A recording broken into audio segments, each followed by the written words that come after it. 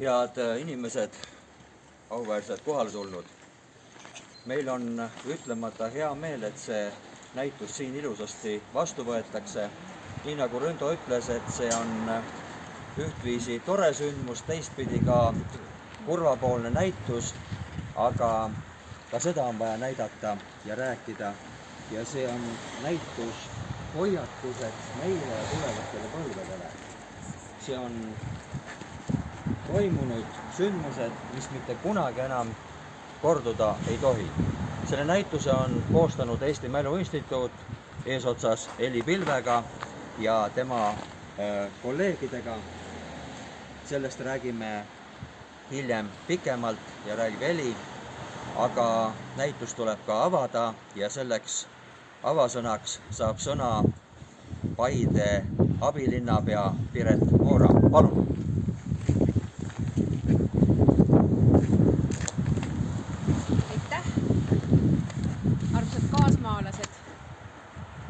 Need mälupildid siin nendel seitel on midagi, mida mõned meist, ilmselt meist vähemuses, oskavad rääkida oma sugulaste, oma vendade kohta, oma isade kohta.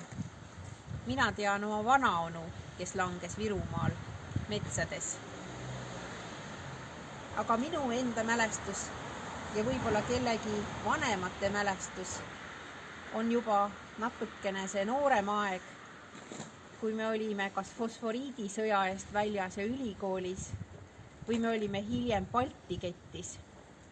Et minu jaoks on väga oluline selline edasikestmine põlvest põlve ja olulised on need märgid, mida lastele edasi anda ja mille toel on see mälu kestab edasi ja need teadmised kestavad edasi ja see ei tohi mitte mingil juhul katkeda.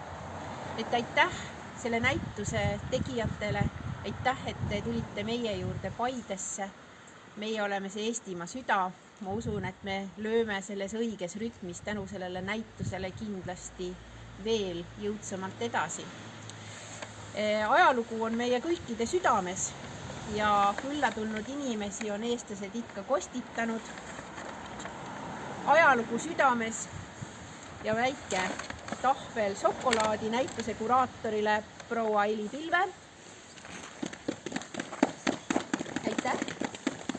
Ja Eesti Endiste Metsavendade Liidu juhatuse liige, näituse logistikakoordinaator härra Heiki Magnus. Aitäh! Suur tänu! Aitäh!